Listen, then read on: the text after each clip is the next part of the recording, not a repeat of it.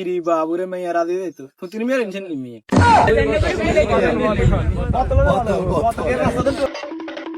কি আরে তুই ক্যাফে গেছ কি ছিল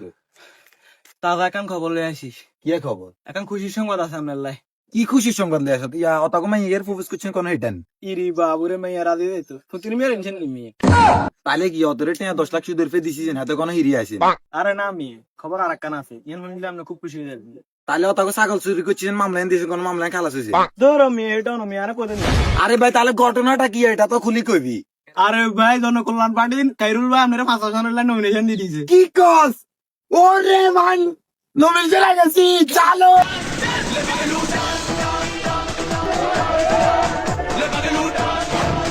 নমিনেশন যেহেতু হয়ে গেছি এখন খালি আমরা আনন্দ করলে তো হইতো না আমরা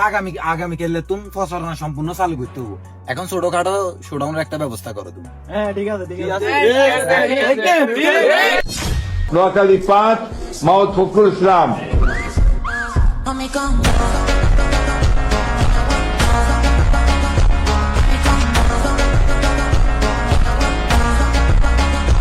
তো আজকের জন্য আমাদের কার্যক্রম এখানেই সম্পূর্ণ